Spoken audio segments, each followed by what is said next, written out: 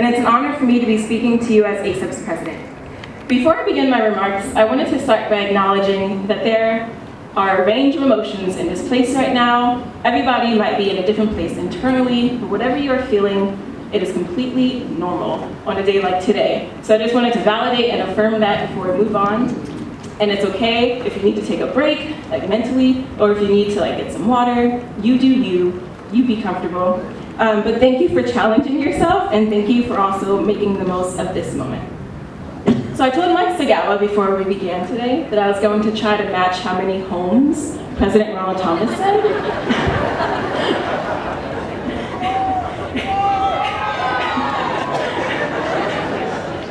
But only President Ronald Thomas can give an address like he does and have it be meaningful year to year. And as a student who has lived on campus for all 4 years, I can say that your words have definitely shaped my experience here and still hold true.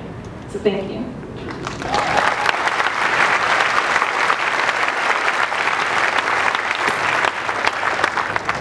So today I have a simple two-part message. First, I'm going to share a poem.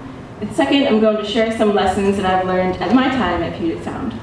And just a disclaimer, I have a really hard time not keeping it real, so I hope that's okay with everybody, if I'm just open and honest.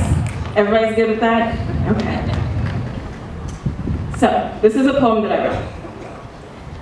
Life is a wonderfully challenging, beautiful mess.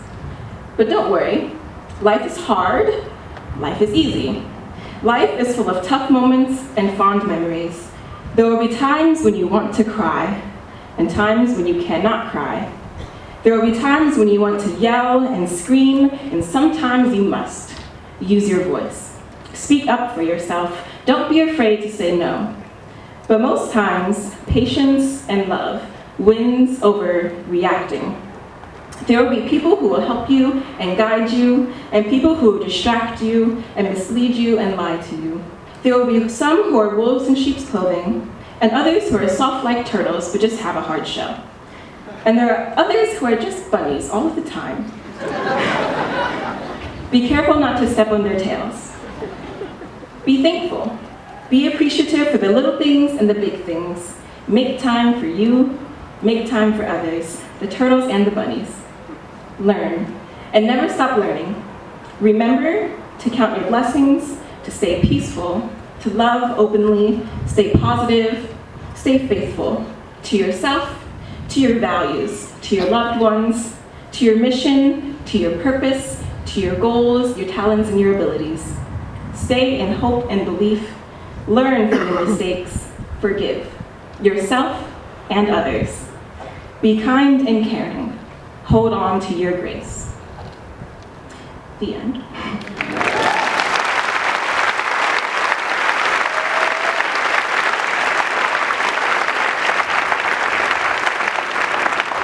And so with that, I'll start on 3 of the greatest lessons I've learned since I became a student at Puget Sound. The first one is to give yourself grace. And for those of you who don't know what grace is, the way I would define it is something similar to unconditional kindness. So, students, you will make mistakes. Seriously. To all the perfectionists in the room who get 98.5 out of 100 on a quiz, and the first thing you do is look at where you missed that 1.5%, or 1.5 points, instead of looking at the 98.5 points, it's okay. You will make mistakes. And for those of you who in the room feel like you would not like to raise your hand in the classroom in case you're wrong, and you're gonna wait for somebody else to raise their hand first, it's okay to make mistakes. One of the secrets of college life is that college is like one big workshop.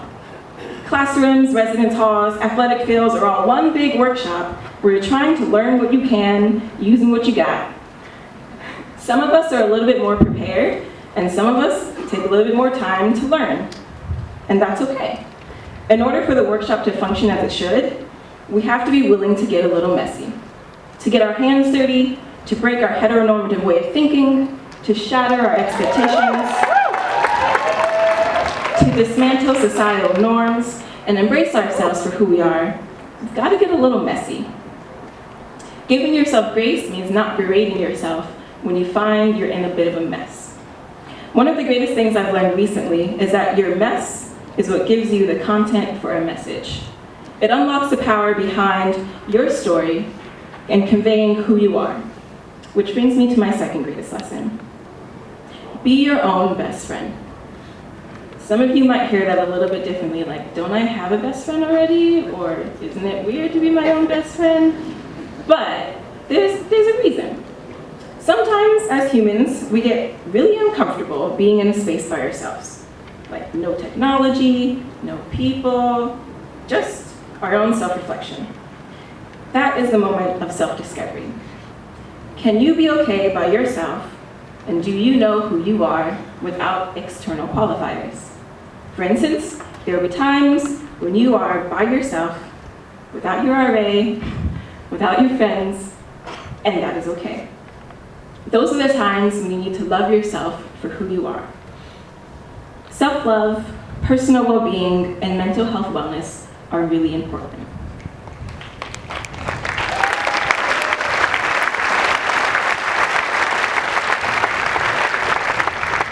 And my third greatest lesson has been to find purpose and find your passion.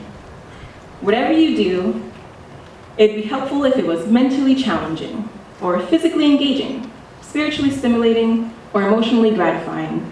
It should engage all aspects of you, or at least a large enough portion of you to make up for the time investment you have.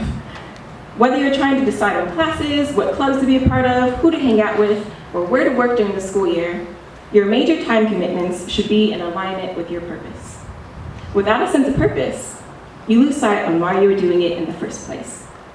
For instance, has anybody, like show of hands, ever been in a classroom, whether that's high school, college, grad school, and you're sitting there staring at your professor wondering, how did I get here?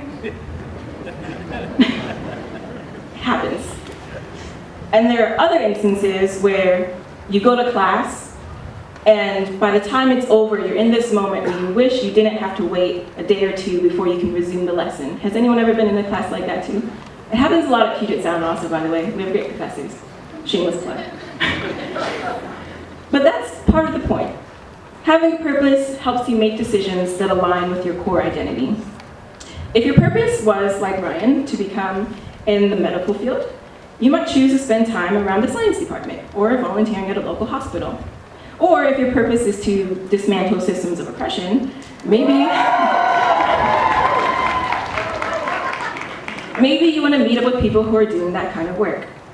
Now, I will say that there are times where you'll be taking classes or doing something that at first it seems like it has nothing at all to do with your purpose, and that's okay. You can take that situation and that experience and apply it to your purpose, and you will stay on course to becoming who you want to be 4 years from now. That is the greatest lessons I've learned. But I challenge you all, sitting here, students, parents, siblings, relatives, family members alike, pets even, challenge yourself to learn, to grow, and identify your own life lessons. I would like to hear about them. As I continue for the rest of my remarks, I just would like to conclude with a little bit about who ASUPS is, the Associated Students at the University of Puget Sound. We are seated on the second floor of the Wheelock Student Center as your student government. We have over 100 clubs ranging from cultural to academic to musical organizations, services from transportation to campus media. And in case you didn't know, all of you in the class of 2019 have one thing in common at the least, and that's you're all associated students of the University of Puget Sound. So welcome into our student government, and welcome to the university. What a great privilege to come to a school like this and to become part of a new home. Congratulations, and we can't wait to join you in this awesome new year. Peace and love. Thank you.